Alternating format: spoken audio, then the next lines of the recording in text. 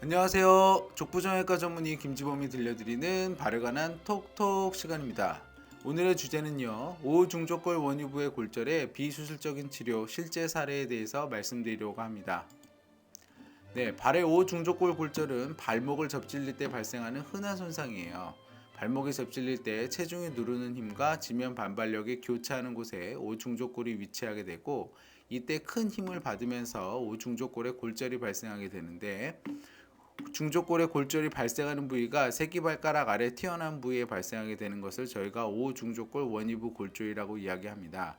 이 오중족골 원위부의 골절은 골절 부위가 뼈가 붙는 능력이 좋기 때문에 골절 부위가 많이 벌어지지 않으면 비수술 치료가 가능한 것이 특징입니다. 다시 한번 정리하면 오중족골 원위부의 골절은 뼈가 붙는 능력이 좋아서 골절이 많이 어긋나지 않으면 비수술 치료를 합니다. 비수술 치료의 목적은 뼈가 붙을 때까지 골절이 어긋나지 않도록 유지하는 것입니다. 그러면 실제 환자의 상태는 어땠는지 알아볼까요? 환자는 발목을 접질린 후에 발의 바깥쪽 통증이 있었고요. 걸을 수는 있다고 하셨습니다. 통증과 붓기는 새끼발가락 아래에 위치해서 오중족골 원위부 골절을 의심하에 엑스레이를 촬영했습니다. 엑스레이를 보시면 확대해야 보일 정도의 이러한 미세 골절이 보입니다. 벌어지지도 않았고 어긋나지도 않았습니다. 그래서 진단은 오중족골 원위부 골절이고 이 부위는 잘 붓기 때문에 벌어지지도 않고 어긋나지도 않아서 비수술 치료를 결정하였습니다.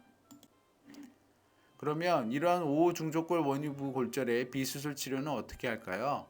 앞에서 말씀드렸듯이 비수술 치료의 목적은 뼈가 붙을 때까지 골절이 벌어지지 않게 유지하는 데 있고요. 첫 사주가 더 벌어지기 쉽기 때문에 탈착식 기부스를 해서 더 단단하게 고정합니다. 그리고 후 사주는 테이핑을 하는데요. 테이핑하는 기간 동안에 재활하고 체외 충격파를 시행을 하고, 테이핑 방법은 골절에 따라 달라질 수 있기 때문에 의사 지도 아래 시행하는 것이 좋습니다. 첫 사주는 앞에서 말씀드렸듯이 골절이 더 어긋날 가능성이 높으니 기부스를 시행을 하는데요. 이 기부스하는 기간 동안 골절이 더 어긋나지 않는지 확인이 필요합니다. 그래서 일주일에 한 번씩 저는 엑스레이를 찍히고 있습니다. 근데 안타깝게도 이 환자는 걸을 때 통증이 없다 보니 첫 일주에 가장 위험한 기간 동안에 의사의 말을 듣지 않고 기부스를 빼고 걸었어요. 그래서 그 결과 골절이 조금 어긋나고 더 벌어졌습니다. 엑스레이를 보시면 골절 직후에는 골의 정렬이 좋고 골절 부위가 어긋나지 않은 것이 확인이 되는데요. 걷고 난 뒤에는 여기가 꺾여져 있죠. 그래서 정렬이 틀어져서 골절이 어긋나 있고 골절 부위가 더 벌어져 있는 것이 확인이 됩니다. 가장 위험한 첫 일주에 걸어서 골절 부위가 더 어긋나고 벌어진 거죠.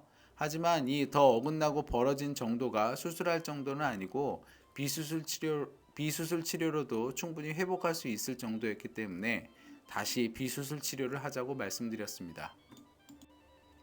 그러면 오중족골 원위부 골절의 비수술 치료, 이 환자는 뼈가 잘 붙었을까요? 예, 아쉽게도 그 골절 직후에 걸으면서 조금 더 어긋나고 벌어졌지만 다행히 골절 후 4주차, 2개월 차를 보면 뼈 진이 잘 나오고 뼈 진의 색이 점점 더 두꺼워지고 진해지는 것을 봐서 골절이 성공적으로 유압이 된 것이 확인이 되었습니다. 그래서 뼈 진이 나오는 것이 확인이 되었으므로 골절 유압은 성공되었고요.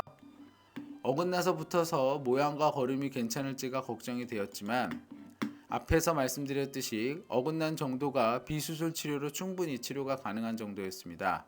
그래서 2개월째 발의 모양을 보면 골절 부위가 매끈해서 튀어나오지 않았죠? 변형이 없으니까 좋습니다.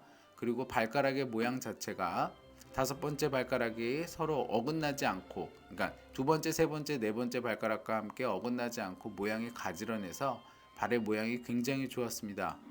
그리고 걷는 모습을 보시면 굉장히 자연스럽게 걸으시고, 걸을 때 신발을 신고 걷는다는 게 다른 게 아니라 발에 붓기가 없으니까 신발을 신고 걸을 수 있는 거거든요. 통증도 없고 붓기도 없다는 뜻입니다.